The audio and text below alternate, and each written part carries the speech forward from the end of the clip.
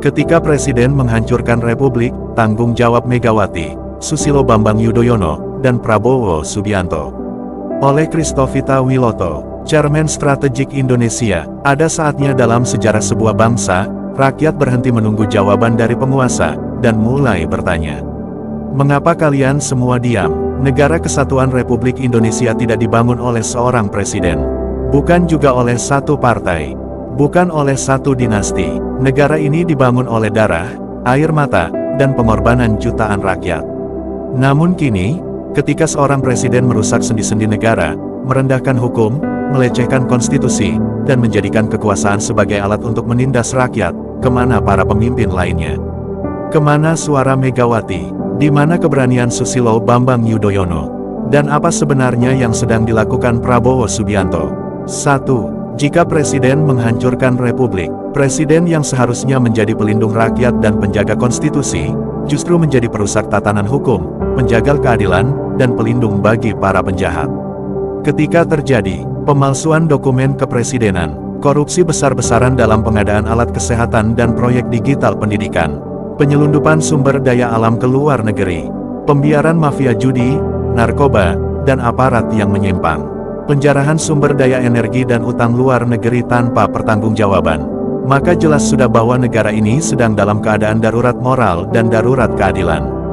2. Megawati Soekarnoputri, ibu yang menutup mata.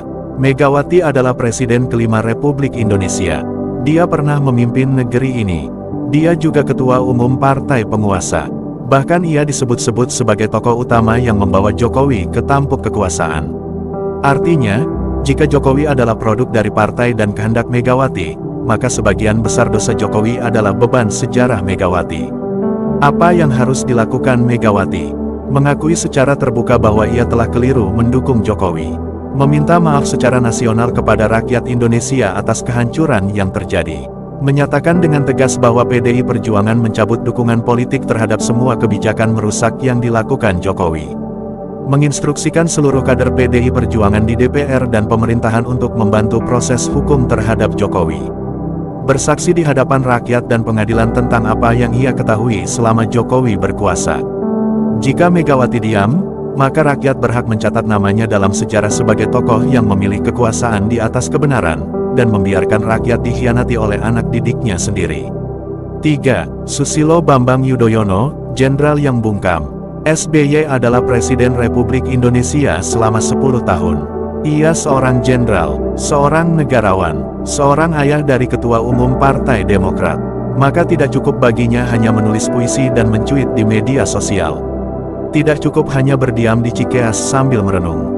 Apa yang harus dilakukan SBY? Menyatakan dengan tegas bahwa Jokowi telah menyimpang dari cita-cita reformasi dan konstitusi. Menginstruksikan Partai Demokrat untuk bersikap oposisi terhadap warisan kejahatan kekuasaan Jokowi. Mengungkapkan kepada publik semua data dan temuan yang ia ketahui selama 10 tahun pasca kekuasaannya. Mendukung proses hukum atas kejahatan Jokowi, termasuk melalui pengadilan internasional jika perlu. Menemui para korban, petani, buruh, guru, mahasiswa, dan rakyat yang dikorbankan demi proyek oligarki, untuk meminta maaf karena telah membiarkan mereka berjuang sendirian. SBY harus memilih, menjadi negarawan sejati atau menjadi jenderal pensiunan yang hanya menonton ketika Republik terbakar. 4. Prabowo Subianto, Presiden terpilih, ujian terbesar. Prabowo adalah presiden terpilih, seorang jenderal, seorang putra bangsa. Ia adalah Presiden Republik Indonesia.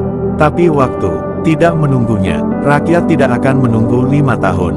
Mereka sudah menderita 10 tahun. Jika Prabowo benar-benar cinta Indonesia, maka detik ini juga ia harus bertindak. Apa yang harus dilakukan Prabowo Subianto? Secara terbuka menyatakan bahwa ia tidak akan melindungi kejahatan rezim sebelumnya. Menyatakan bahwa penegakan hukum terhadap dugaan pemalsuan ijazah, korupsi proyek nasional, penjarahan kekayaan negara, dan penyalahgunaan kekuasaan akan ditegakkan sampai ke akar. Membentuk tim penyelamat negara dengan wewenang penuh untuk melakukan audit total atas semua warisan rezim Jokowi. Menyatakan harta kekayaan dirinya secara terbuka kepada rakyat, dan menghentikan gaya hidup mewah di tengah rakyat yang menderita. Mendatangi para korban ketidakadilan dan berkata, kalian tidak sendirian. Negara akan berpihak kembali kepada rakyat. Jika Prabowo memilih diam dan kompromi, maka sejarah akan mencatat seorang jenderal besar yang akhirnya hanya menjadi boneka kekuasaan. 5. Rakyat Indonesia, berapa lama lagi kita mau diam? Sudah cukup rakyat menjadi korban. Sudah cukup rakyat menjerit sambil dituduh hoaks. Sudah cukup rakyat berjuang sendirian sementara para jenderal dan presiden duduk di istana, makan enak, tidur nyenyak, dan makin gemuk. Apa yang harus dilakukan rakyat Indonesia? Bersatu, lupakan perbedaan partai, agama, suku. Ingat, kita semua korban. Desak DPR untuk membentuk panitia khusus penyelidikan kejahatan presiden. Desak Mahkamah Agung dan Mahkamah Konstitusi untuk memeriksa keabsahan dokumen presiden. Laporkan semua kejahatan yang diketahui, korupsi, penyalahgunaan jabatan, pemalsuan, kepada lembaga hukum, media, dan dunia internasional. Lakukan aksi damai nasional secara serentak, 1000 kota, 1000 suara. Tidak ada kekerasan, tapi jangan diam. Dokumentasikan semua wajah-wajah yang mendukung kejahatan, dan yang melawannya. Ini untuk anak cucu kita.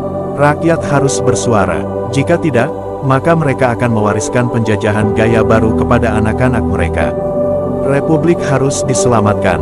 Republik Indonesia bukan milik presiden, bukan milik partai, bukan milik keluarga penguasa. Republik ini milik rakyat. Dan jika presiden menghancurkan republik, maka semua yang pernah bersumpah untuk menjaganya, Megawati, SBY, Prabowo, wajib berdiri di barisan rakyat. Jika mereka tetap diam, maka sejarah akan menuliskan mereka bukan sebagai pemimpin bangsa, tetapi sebagai pengkhianat cita-cita kemerdekaan. Dan rakyat akan bangkit, bukan dengan senjata, tapi dengan kebenaran, keberanian, dan cinta kepada tanah air. Tuhan tidak butuh banyak orang. Tuhan hanya butuh satu orang benar, yang tidak bisa dibeli, tidak bisa dibungkam, dan tidak takut mati. Dari orang itu, bangsa akan diselamatkan.